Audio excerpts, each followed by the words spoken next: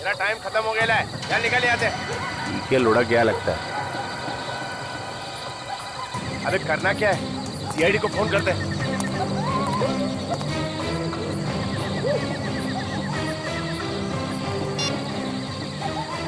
Hello hello CID.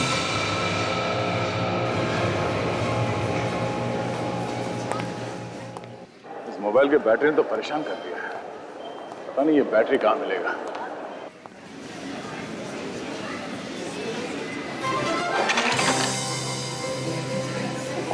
I am so sorry. मैं कर लूँ। नहीं, इट्स ओके।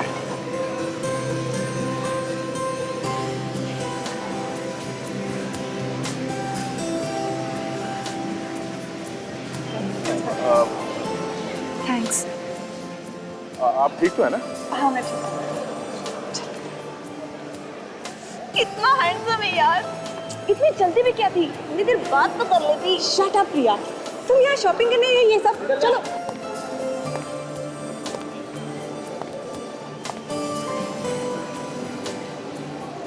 माय गॉड, मैं क्यों आया था यहाँ? ओ हाँ, फोन की बैटरी। शायद ये बैटरी ऊपर मिल जाए।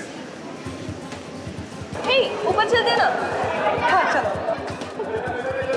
अरे कितना भी शॉपिंग कर लो कम ही होता है ना। एक काम करते हैं, हम उस दुकान में जाते हैं, मुझे बहुत सारी टॉप्स खरीदने हैं। ए वहाँ पे भी जाके देखते हैं ना।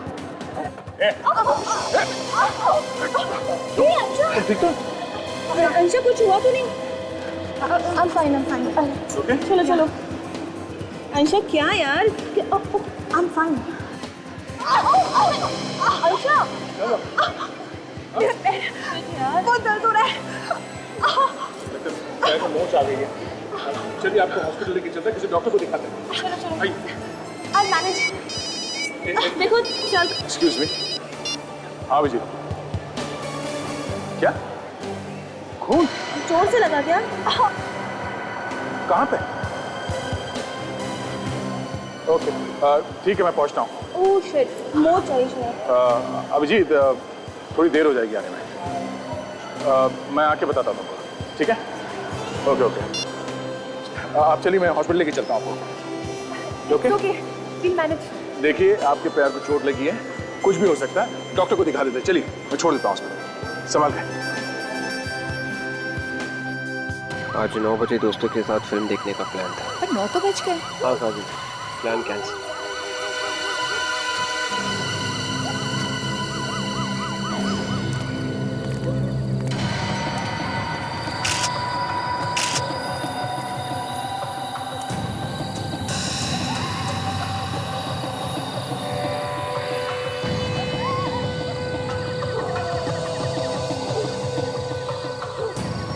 कितने बजे देखा था तुम लोगों ने?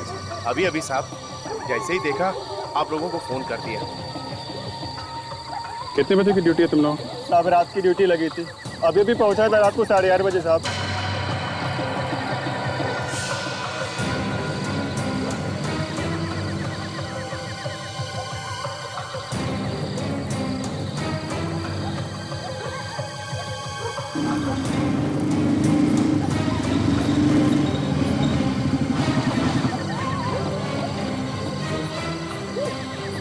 आगे ठीक ठाक है। हाँ यार, वो मॉल में एक छोटा सा एक्सीडेंट हो गया था। जिसका एक्सीडेंट हुआ उसे हॉस्पिटल में छोड़ के आया। उसने नॉलेज में चला था। अभी तक तो पता नहीं चला है, बस खाली यहाँ चेहरे पे नीलापन है। पॉइजनिंग तो नहीं है? नहीं, ये हाथ और नाखून ये सब तो ठीक ठाक है।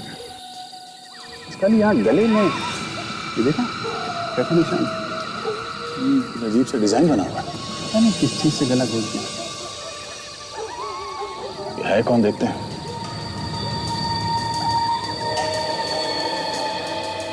एक बात बताओ, तुम लोगों ने इस आदमी को यहाँ सोसाइटी के आसपास पहले कभी देखा? नहीं साहब।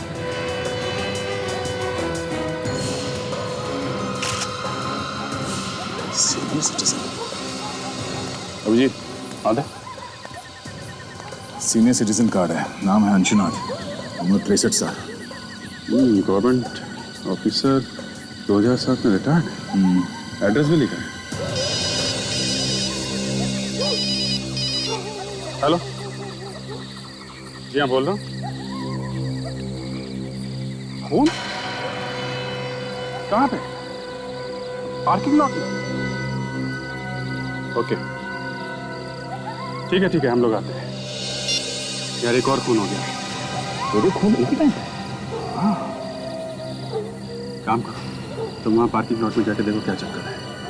तब तक मैं देखता हूँ यहाँ आसपास कुछ सबूत मिलता है क्या। ठीक है चलो।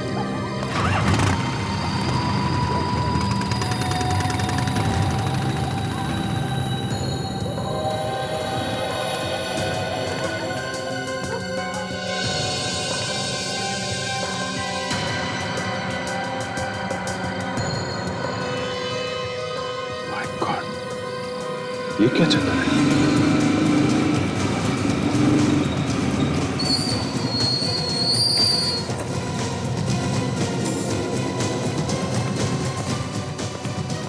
अब थोड़ा दूर खड़े रहिए प्लीज।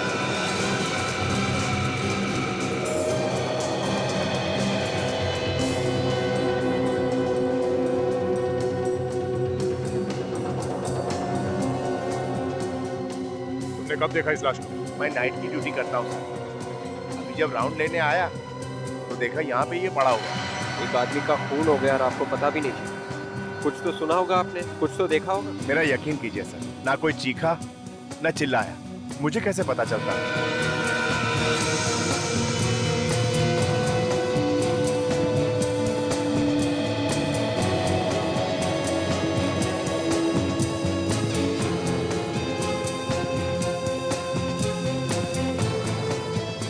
टायर के निशान काफी गहरे हैं। ऐसे लगता है कोई यहाँ गाड़ी में छुप के बैठ के इस आदमी का इंतजार कर रहा था यहाँ आने का। इस पार्किंग लॉट में कोई सीसीटीवी कैमरा भी नहीं है। हाँ विवेक। यहाँ सिर पे, हाँ वैसे जरूर खूनी ने इसे पीछे से मारा होगा। मगर इसके पैर से काफी खून निकला है। जरा बॉडी पलटो।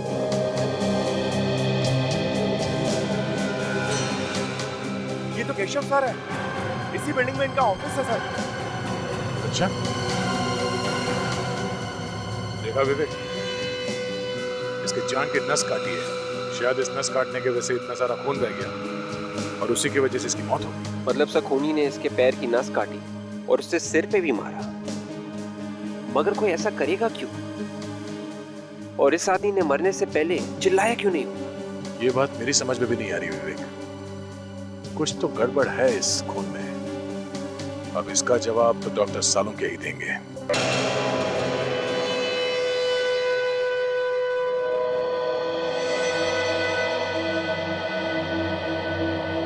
सालुंखे तू टेंशन में क्यों है? ये दो खून हुए इसलिए? अरे मुझे क्या टेंशन है भाई, मैं अपनी लैब में खड़ा हूं।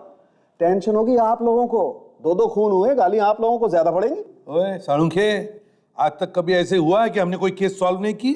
हाँ 2-4 बार तो हुआ। ओए दिमाग खराब मत कर। कब हुआ है? कब हुआ है? तब हुआ है ना जब तुम अपने हाथ ऊपर कर देते हो, कहते हो कि भैया मुझसे अब कुछ नहीं होता है, तब हम पिट जाते हैं। अच्छा मतलब मैं विलेन हूं? पहले से ही हो। पहले से ही। बहुत बढ़िया। मतलब अगर अपराधी न पकड़ा जाए तो न पकड़े जाने की माला मेरे गले में, और अगर अपराधी पकड़ा गया तो उसकी तालियां आप लोगों के हिस्से में। बिल्कुल। तो जाइए तालियां बजवाइए, जाइए। अरे सालुंखे मेरी बात सुन। मैं ये कह रहा था कि जब तुम हाथ ऊपर करके कहते हो ना कि मुझसे कुछ नहीं होगा, तब हम पिट जाते। ओह अच्छा, थैंक यू वेरी मच। आप लोगों ने कम से कम ये तो कबूल किया कि हम लोगों की वजह से आप लोगों की दुकान चल रही है। अनिरे, हम इन लाशों के बारे में बात करते हैं। हाँ। तो ये दोनों लाशें दो अलग कहानियां सुना रही हैं बॉस। अच्छा क्या क्या बोल रही है लाशें? ये दोनों खून एक ही आदमी ने किए हैं, है ना? एक ही आदमी ने नहीं किए। नहीं किए? सर ये तो हमें पहले से मालूम है कि इस आदमी का गला घोट के मारा गया है। किसी ऐसी चीज से मारा गया जिसके ऊपर डिजाइन बना हुआ था, वो डिजाइन इसके गले पे आ गया। बिल्कुल दया, खूनी ने अपनी तरफ से बहुत ज्यादा होशियारी दिखाने की कोशिश की। उसे लगा कि कहीं उसकी उंगलियों के निशान इस आदमी की गर्दन पे ना आ जाएं, इसलिए उसने अपने हाथों का इस्तेमाल नहीं किया, किसी और चीज पर। ये भी तो हो सकता है कि उसमें उतनी ताकत नहीं थी गला घोटने की, जिसकी वजह से उसने किसी और चीज से गला घोट दिया। हो सकता है, ये भी हो सकता है। लेकिन एक बात बिल्कुल पक्की है बॉस, के खूनी अनाड़ी हड़बड़ाया हुआ है। शायद उसने पहली बार खून किया, लेकिन फिर भी खूनी हमारे लिए कुछ छोड़ गया। ये इसकी गर्दन पर पड़े हुए निशान, इन निशानों से हम उस चीज तक पहुंच सकते हैं जिससे इसका गला दबा है। और एक बात और, ये खून शाम को 6 बजे से 8 बजे के बीच में किया गया, और ये खून शाम को 8 बजे से रात के 10 बजे के बीच में किया। ये भी तो हो सकता है सारुंखे कि उस खूनी ने इस आदमी का 6 और 8 बजे के बीच में खून कर दिया, और फिर दूसरी जगह जाकर इस आदमी का 8 और 10 बजे के बीच में खून कर दिया। नहीं बॉस, मुझे ऐसा बिल्कुल नहीं लगता। मुझे लगता है 2 अलग अलग खूनी। ये वाला खून जिसने किया है वो खूनी एकदम अनाड़ी है, और ये खून जिस खूनी ने किया है वो एकदम प्रोफेशनल है, पहुंचा हुआ। इस आदमी के सिर पर जो वार है, हाँ, इसीलिए मैं कह रहा हूं कि वो एकदम प्रोफेशनल है। पहले उसने इस आदमी के सर पे वार किया ताकि ये बेहोश हो जाए, और फिर बेहोशी की हालत में उसने इसकी जान की नस काट डाली जिससे मर जाए। अगर नस काटनी थी तो गर्दन की नस काट देता वो। दया, जैसे कि आप लोग जानते हैं, गले की नस कटने से इंसान को मरने में 1-2 मिनट लग जाते हैं, जबकि ये पैर की नस जो हमारे दिल से जुड़ी हुई है, इसको कटने से इंसान बस 30 सेकंड में मर सकता है। 2 खूनी, एक अनाड़ी और एक पहुंचा हुआ। कहीं ये दोनों खूनी एक दूसरे को जानते तो नहीं?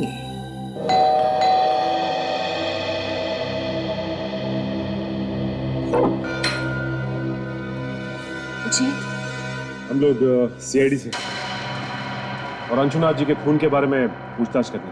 जी, मैं उनकी बेटी हूँ। आइए, अंदर आइए। Thank you. घर में और कौन कौन रहता है? ये मेरे पति रजत है। हम लोग मम्मी पापा के साथ ही रहते हैं। आपकी मम्मी कहाँ है? वो मंदिर गई है पापा के लिए हवन करने, बस अभी आती होगी। ये आपकी मम्मी हवन करवाने अकेली गई है? जी, एक्चुअली पापा इन्हें ज्यादा पसंद नहीं करते थे। मैंने उनके मर्जी के खिलाफ जाकर रजत जी से शादी की थी, इसीलिए मम्मी ने उनके आत्मा की शांति के लिए रजत को हर पूजा और हवन से दूर रहने के लिए कहा। तो इसीलिए अकेली गई हैं हवन करवाने के लिए? जी सर, मरने के बाद कोई किसी से नाराज कैसे रह सकता है?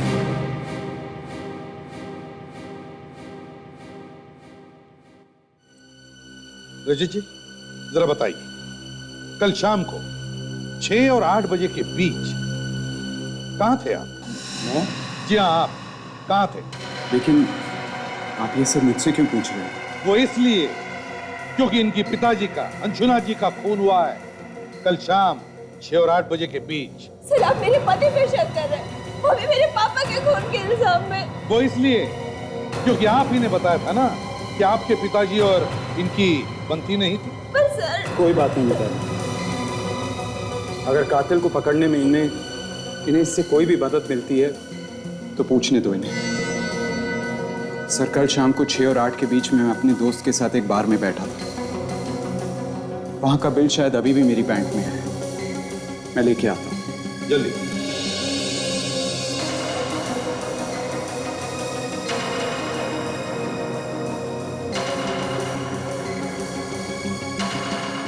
ये लीजिए सर।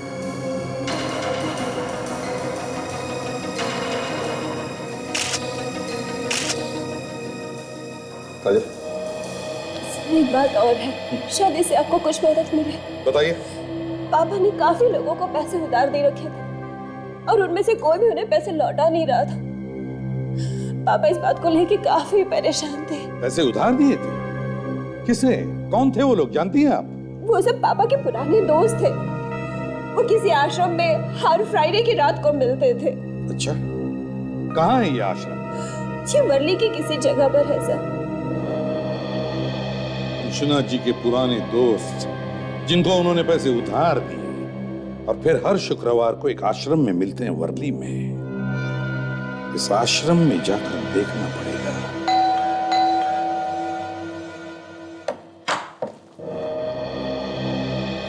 केशव का घर यही है? जी हाँ। हम लोग सीआईडी से। सीआईडी? आइए आइए अंदर। साहब, ये लोग सीआईडी से हैं, आप लोगों से मिलना चाहते हैं। जी कहिए। माफ कीजिए आप लोगों को तकलीफ दे रहे हैं, लेकिन हमें केशव के बारे में आपसे कुछ बातचीत करनी है। जी बोलिए। मैं ही केशव का पिता हूँ। ये मेरी पत्नी, ये मेरा छोटा भाई, ये उनका बेटा और ये उनकी पत्नी।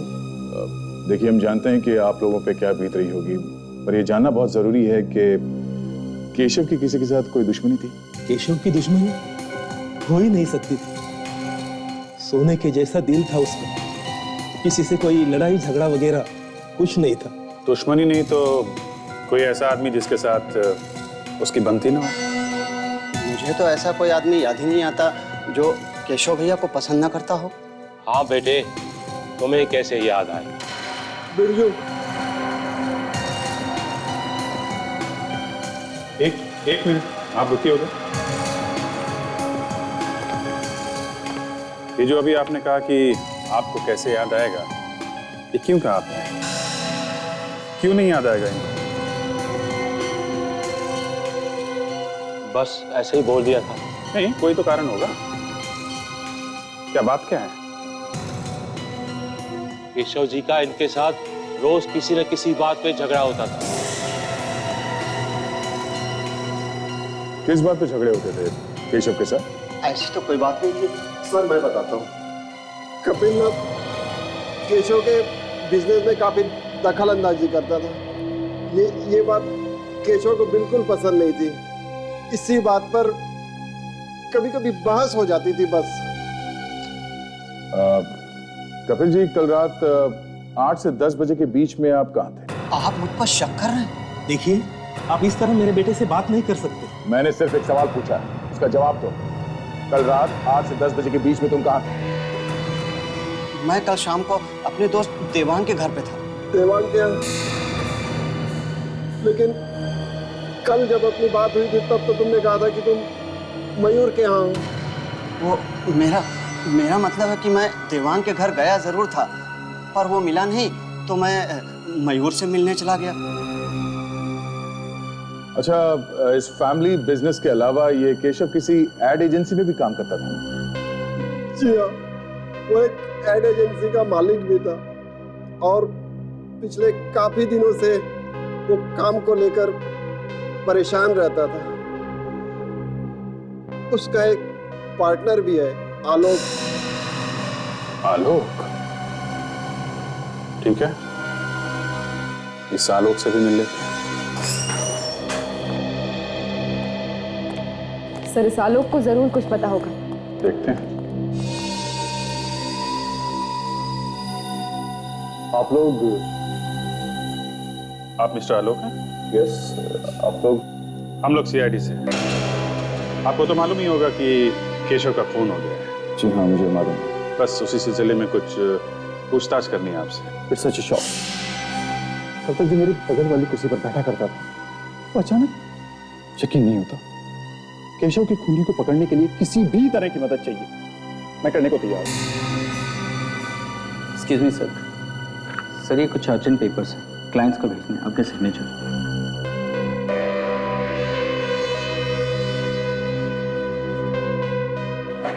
Thank you. आलोक जी, आप कल शाम 6 और 8 बजे के बीच में एग्जैक्टली कहाँ पे थे?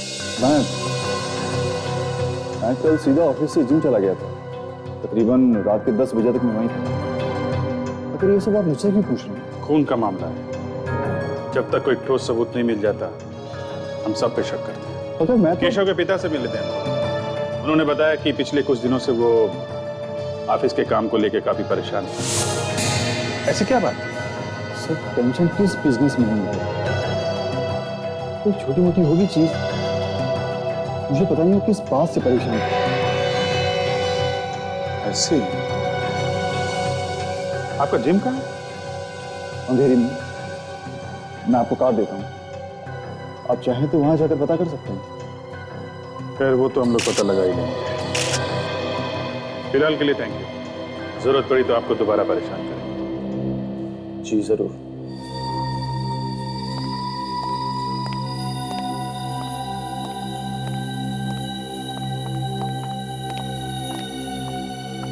ये क्या चक्कर है? ताशा देखो सुन।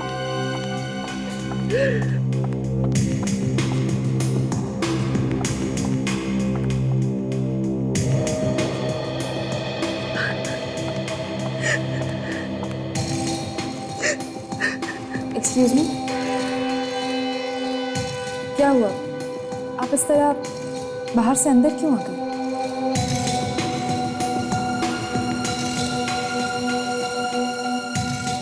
आप काफी परेशान लग रही हैं। देखिए, ऐसी कोई बात हो जो आपको बतानी है केशव के बारे में? केशव और मैं एक दूसरे से बहुत प्यार करते थे और बहुत जल्द हम लोग अपनी शादी की बात अपने घर वालों से करने जा रहे थे।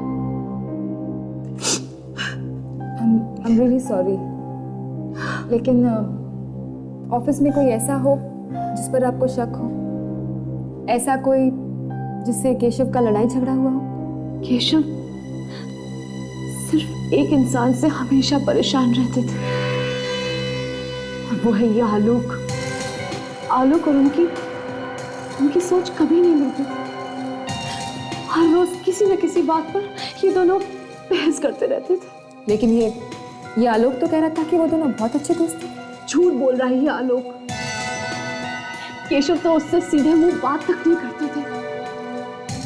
उन्हें शक था कि आलोक कंपनी के पैसे में हेरा फेरी कर रहा है। अच्छा। और जब से केशव गए हैं ना मैम, तब से इस आलोक ने अपने कैबिन का लॉक तक चेंज कर दिया है। मुझे तो लगता है कि आलोक कुछ छुपा रहा है। मैम यकीन मानिए, इसी ने मेरे केशव को मारा, इसी आलोक ने। ये आप इतना यकीन के साथ कैसे कह सकते हैं? कोई सबूत है आपके पास? सबूत ही तो ढूंढने की कोशिश कर रही हूँ, लेकिन मैं इसके कैबिन में अंदर जा नहीं पा रही। या तो ये खुद अंदर होता है या फिर कैबिन को लॉक करके चला जाता है। इसके और इसके पीने के अलावा इसके कैबिन में अंदर घुसने की परमिशन और किसी को नहीं है। ठीक है, आप बिल्कुल चिंता मत कीजिए। अब जो करना है हम लोग करेंगे।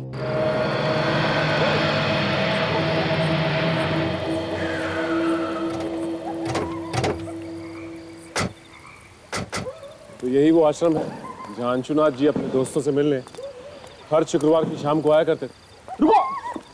रुको, ये आश्रम है। जूते पहन के जाओगे तो पाप लगेगा। हमें जूते उतार के अंदर जाना चाहिए। ठीक, चलो।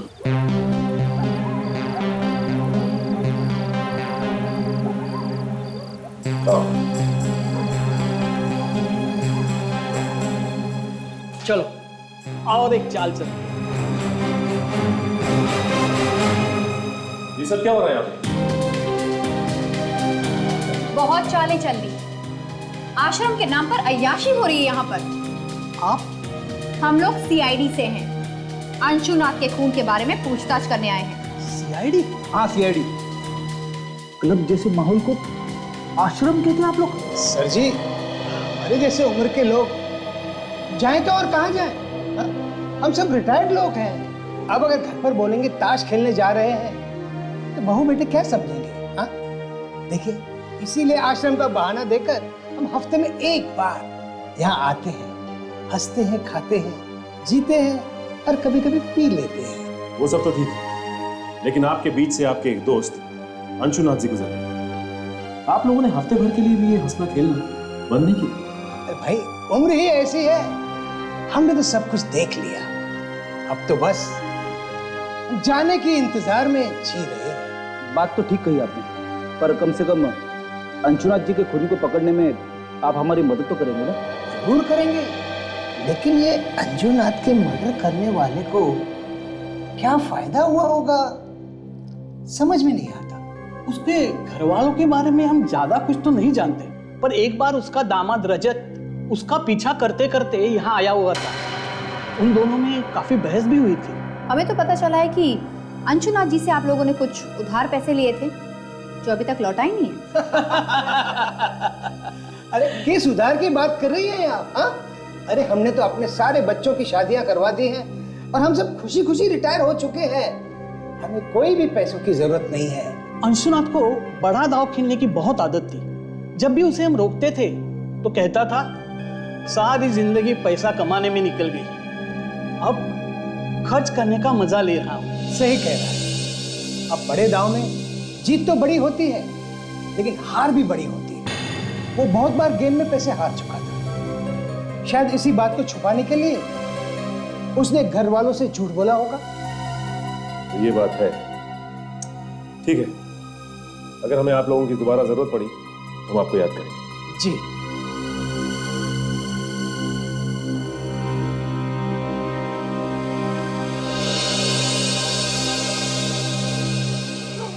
तो इस रजत को आश्रम की बात पता थी तो इसने हमें घर पे क्यों नहीं बताया? हाँ, अगर पहले बता देता तो जूता उतारने की बेवकूफी ना करते। सब हो ना हो, ये रजत हमसे जरूर कुछ ना कुछ छुपा रहा है। रजत, ये रजत काफी टेढ़ा आदमी लगता है।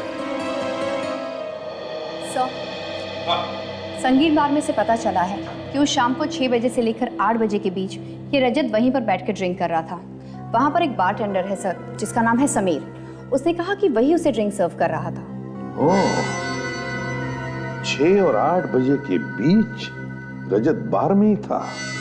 अच्छा सर, हम लोग आलोक के जिम से आ रहे हैं। वहां पता चला कि जिस रात फोन हुआ था आलोक 8 से 10 बजे के बीच जिम में ही था। उसके इंस्ट्रक्टर ने बताया है। काजल ने अभी अभी बताया कि रजत उस रात 6 और 8 बजे के बीच संगीन बार में था। और अब तुम कह रहे हो कि आलोक उस रात 8 और 10 बजे के बीच जिम में था।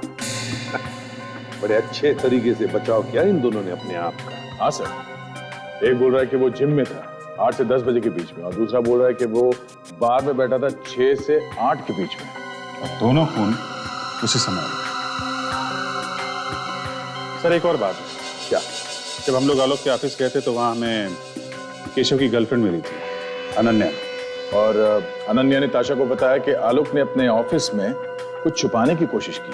केशव की गर्लफ्रेंड अनन्या ने बताया कि आलोक अपने ऑफिस के कैबिन में कुछ छुपाने की कोशिश कर रहा है। क्यों? और उसने ये भी बताया सर कि केशव की मौत के बाद आलोक ने कैबिन के ताले बदल दिए। उसके बाद कोई भी आ जा नहीं सकता सिवाय एक आदमी। कौन है वो? सर, आलोक का पीए। सिर्फ वही कैबिन में आ जा सकता है। तो जब तुम लोग उसके ऑफिस में गए तब उसके कैबिन में गए थे?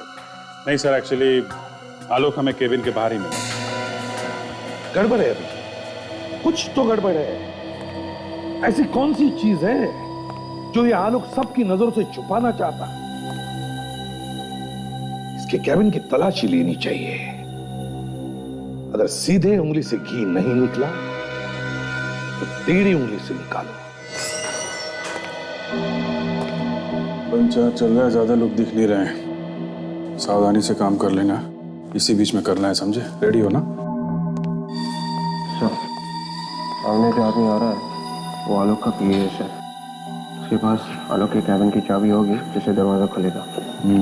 चाबी दिख रही है, उसके कमर पे लटकी हुई है। तुम पीछे जाओ।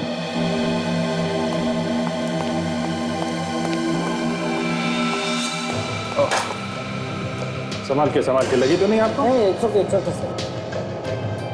अरे आप तो वो आलोक जी के पीए हैं ना? जी हाँ सर, आपने पहचान लिया मुझे? क्यों नहीं। कल आलोक जी से बात हो रही थी तो आप आए थे वो कुछ असाइनमेंट कराने के लिए। जी हाँ। अच्छा सर, ये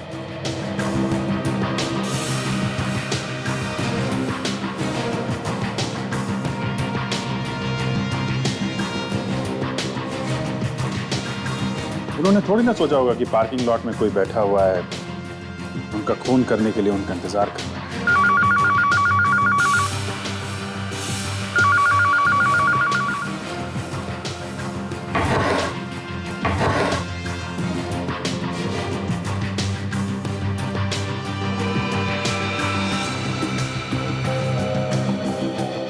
एक मिनट ये बेल्ट का पैटर्न बिल्कुल वैसा ही है जैसा हमें अंशुनाथ के गले पे मिला। 9 बजे आ जाते थे। जी हाँ। और किस किस प्रोजेक्ट पे काम चल रहा था? अभी तो फिलहाल दिवाली के लिए कुछ खास एड डिजाइन कर रहे थे, वो खत्म होते ही क्रिसमस और न्यू ईयर के लिए कुछ प्लानिंग चल रही है। वैसे केशव सर ने एक अभी फ्रेश एड बनाया था। नहीं, मत बताना टीवी में देखूंगा ना फ्रेश तो अच्छा लगेगा। वैसे भी मेरा काम हो गया है। आपका काम मतलब? नहीं, हो गया, जो पूछना था वो हो गया। अच्छा। आप जरूरत पड़ेगी तो आपसे दोबारा मिल लूंगा। Most welcome sir, no problem. ये कार्ड आप पे गिरा है क्या? हाँ, उठा लीजिए।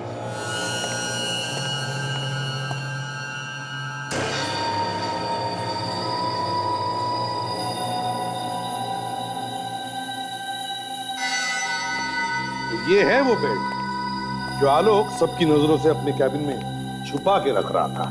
और सर डॉक्टर सालोंके ने भी कंफर्म किया है कि ये वही बेल्ट है जिससे अंशुनाथ का खून हुआ है। ये वही बेल्ट है जिससे अंशुनाथ का खून किया गया, मगर ये बेल्ट आलोक के पास कैसे? अगर ये यहाँ पे था तो वो वहां पे था।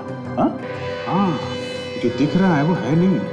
इसने दिखाया कि वो वहां पे था और उसने दिखाया कि वो यहाँ पे था। सर ये यहाँ पे था और वो वहां पे था, ये सब। सचिन, ये जो केस है इसे यहाँ वहां किया गया है। अभिजीत, क्या जानबूझ के किया गया या फिर अपने आप हुआ है? सर, खूनी ने किया है तो जानबूझ के ही किया है। जो दिख रहा है वो है नहीं, जो नहीं दिख रहा है वो है। हाँ, तो तुम समझ गए मैं क्या कहना चाहता हूं। बस अब वक्त बर्बाद मत करो और फटाफट जाके पकड़ लो उसे जिसने भी ये किया है। तुम भी साथ में जाओ। अब सर, वो मैं उससे पहले थोड़ी देर के लिए हॉस्पिटल जाना चाहता हूँ। किससे मिलना है सर, जरूरी काम है। हॉस्पिटल? ये केस के बीच में हॉस्पिटल कहां से आया? कुछ नहीं सर, कोई है जिसे दया ने अपनी जान पे खेल के बचाया। जान पे खेल के? कोई जान मान पे खेल के नहीं बचाया सर। वो लड़की सीढ़ियों से गिर रही थी तो मैंने उसे पकड़ लिया था। पकड़ लिया मतलब बचा लिया। बचाया तो है ना? हाँ। कोई लड़की गिरी थी क्या? नहीं तो फिर तय, जाओ तुम जल्दी से हॉस्पिटल जाओ, मगर जल्दी आना। अच्छा, मैं भी चलूं? चलिए।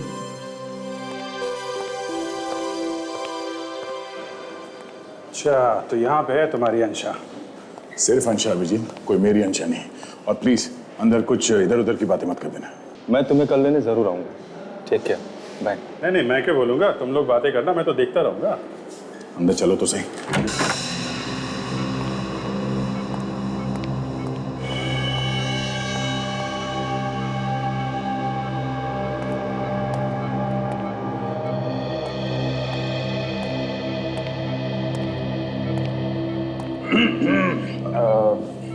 मैं अभिजीत हूँ। Sorry Abhijit, my friend. कैसे हैं आप? दर्द अभी कम है, पर पैर मुड़ने की वजह से मुझे मोह चाहिए, but I will be fine. कल तक मुझे हॉस्पिटल से डिस्चार्ज भी मिल जाएगा। अच्छा, वेरी गुड। वो डॉक्टर ने एक्सरे वगैरह देख लिया ना? He is fine with it. I will be fine. Okay. अच्छा, ये जो अभी आपसे मिलके गए वो कौन थे? वो मेरी फ्रेंड है प्रिया। नहीं, उसके पहले जो गए थे वो मेरे कजन है, बंटी भैया। अच्छा, बंटी भैया।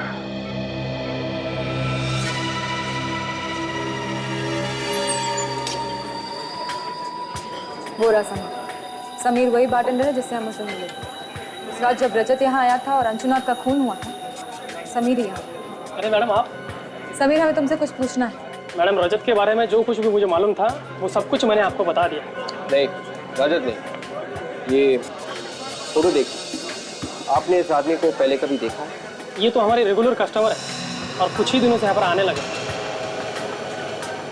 कुछ ही दिनों से मतलब कब से? करीब 1 महीने पहले हमारे इसी बार के आगे उनकी कार खराब हो गई थी। सब मैकेनिक आने तक यहीं पर आके बैठे थे, तब से हर रोज आना जाना है उनका। ओके, अच्छा याद करके बताइए, वो आदमी रजत को जानता था? कभी बात करते हुए देखा आपने दोनों को? सर बात करते हुए क्या, दोनों अच्छे दोस्त लगते थे और 3-3, 4-4 घंटों तक यहीं पर बातें करते रहते थे। Sameer thank you very much. ACP sir को फोन करके बताएं।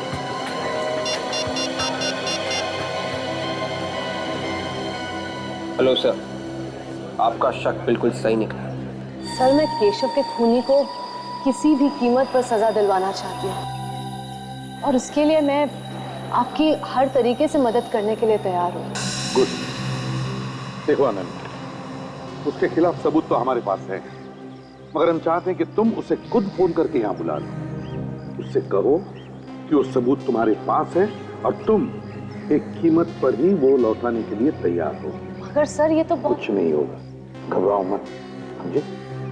देखो सबूत ढूंढने की कोशिश करेगा और जब उसे कमरे में सबूत नहीं मिलेगा तो अपने आप को बचाने के लिए भागने की कोशिश करेगा और वो तुम्हारे पास आएगा सबूत लेने के लिए और हमारे जाल में फंस जाएगा, समझे? कुछ नहीं होगा, तुम्हें घबराओ मत। चलो जल्दी से फोन करो उसे। जी सर। करो। हेलो, मैं अनान्या बोल रही हूँ। मुझे पता है कि इस वक्त तुम क्या ढूंढ रहे हो।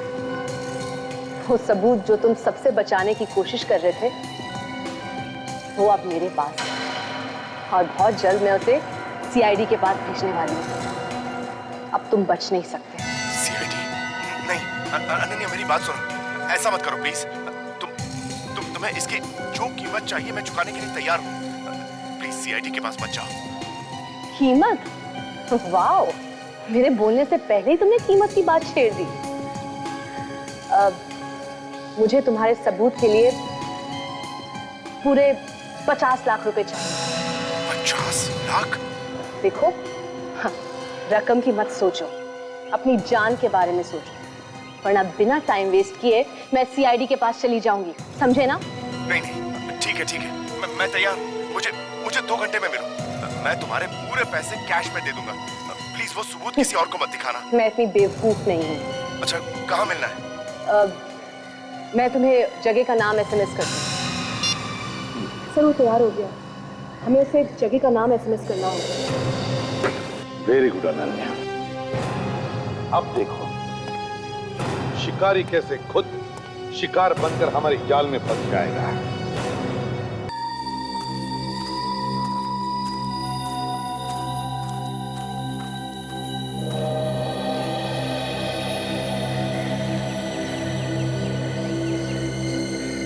मेरे पैसे लाए हो?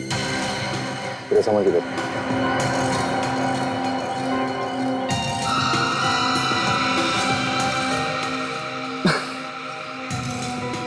जितना मैंने तुम्हारे बारे में सोचा था तुम उससे बहुत आगे निकली। केशव से बहुत प्यार करती थी ना तुम, उसी के खून का सबूत बेचने आ गई।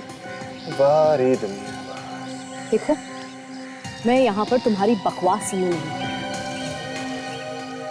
कल तक मेरे साथ केशव था, मेरे पास सब कुछ था, लेकिन आज जब वो नहीं है तो मुझे भी तो अपने कल के बारे में सोचना पड़ेगा ही ना। 50 लाख देने वाले हो ना तुम मुझे? हाँ, मगर उसमें थोड़ी सी प्रॉब्लम है। मजबूरी? ये कौन सा नया ड्रामा है? देखो, वैसे भी बहुत कुछ हो चुका है। 50 लाख देने को तो मैं तुम्हें अभी दे सकता हूँ, मगर मुझे इस चीज पर यकीन नहीं कि 50 लाख रुपए लेकर तुम सीधे सीआईडी के पास चली जाओगे। मेरा सारा राज तो खुल चुका ना तुम्हारे सामने, क्यों?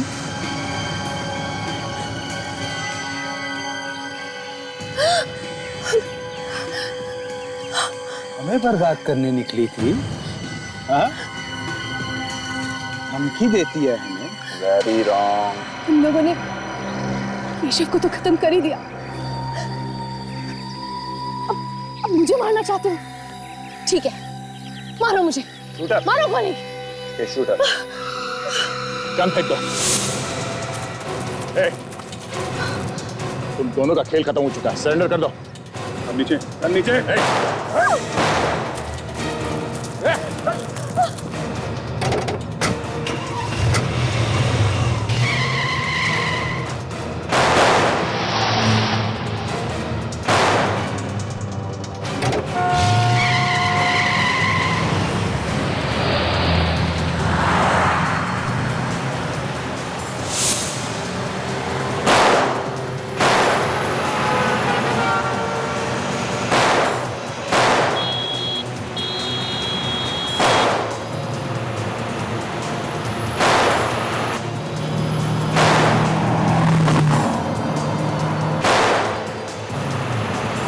ये लड़की ने फंसा ही दिया ना। ओह माय गॉड, क्या हुआ? लगता है टायर पंक्चर हो गया। टायर पंक्चर हो गया? हाँ, क्या बात कर रहे हो?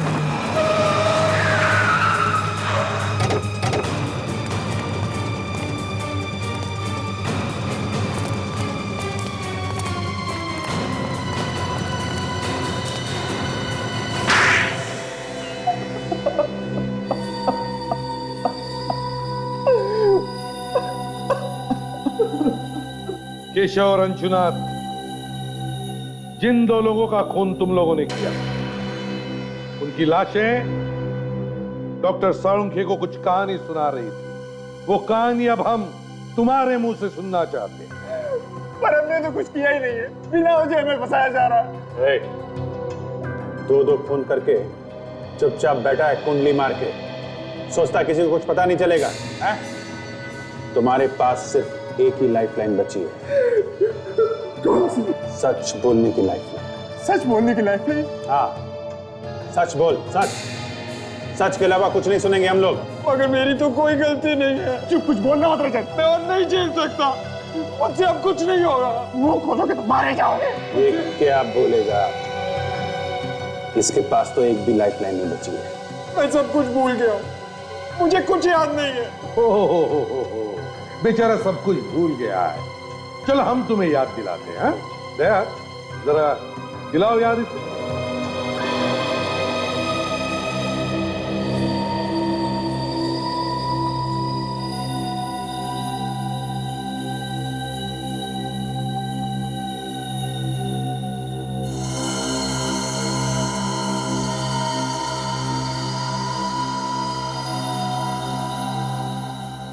शहर में दो लोगों का खून होता है, दोनों एक दूसरे को नहीं जानते हैं। कोई नई बात नहीं है, ऐसा अक्सर होता है। दोनों का आपस में कोई संबंध नहीं। एक बूढ़ा आदमी रिटायर्ड, दूसरा एक एड एजेंसी का मालिक। दोनों खून दो अलग अलग जगह पे अलग अलग टाइम पे होते हैं।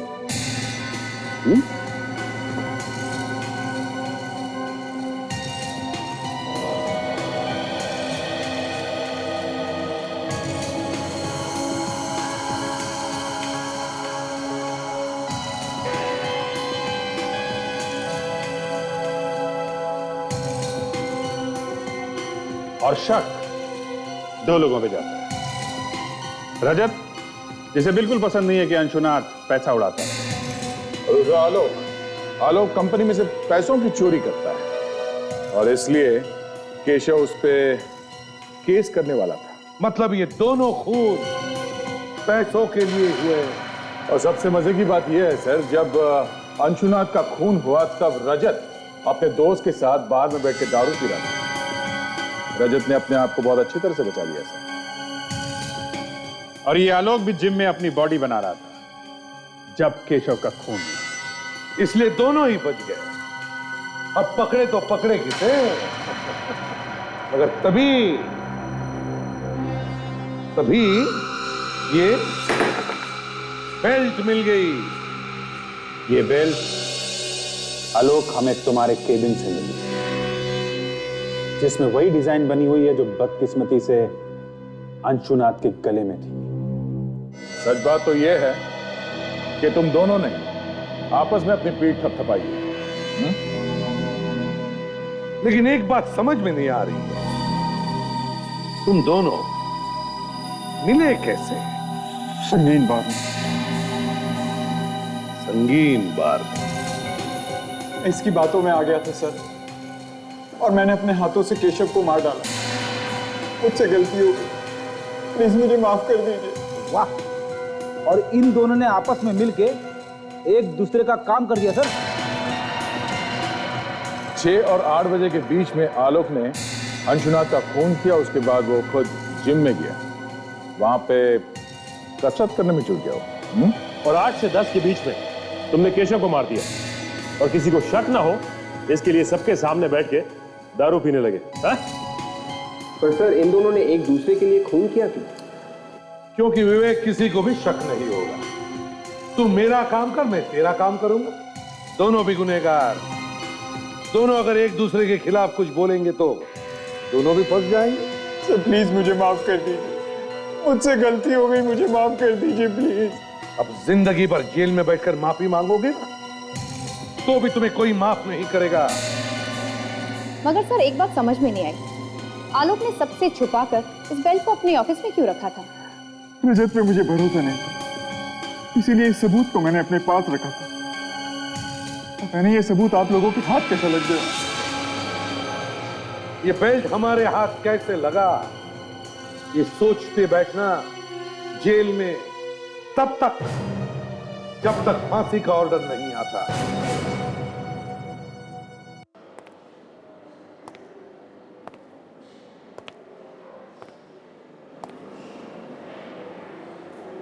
क्या हो गया?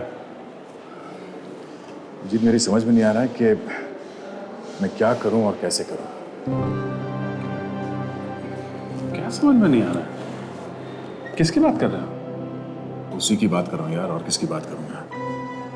ये हंशा में ऐसा कुछ है, पता नहीं, बार बार उसी का ख्याल आता है दिमाग में। ऐसा लगता है कि मुझे उसके बारे में और भी जानना चाहिए। 2-3 बार मिलने में ही ऐसा लगने लगा है?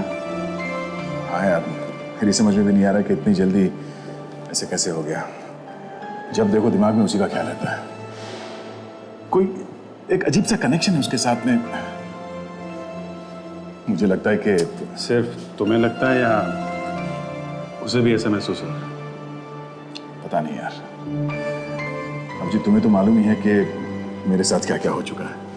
अब तो डर सा लगने लगा है कि कोई गलती ना हो जाए मुझसे। तुम्हें लगता है कि तुम फिर से चक्करों में ना फंस जाओ? हैं? पता नहीं। धीरे, एकदम से धीरे। दर्द हो रहा है ना? हाँ। हाय। हाय। क्या क्या कहा डॉक्टर ने? 1 हफ्ते में एकदम ठीक हो जाऊंगी, बिल्कुल पहले जैसे। बस तब तक चलना फिरना थोड़ा कम करना पड़ेगा। ये तो अच्छी बात है, तुम्हें रेस्ट की जरूरत है। You should take rest and take care also. I will drop you. संभालिए प्लीज।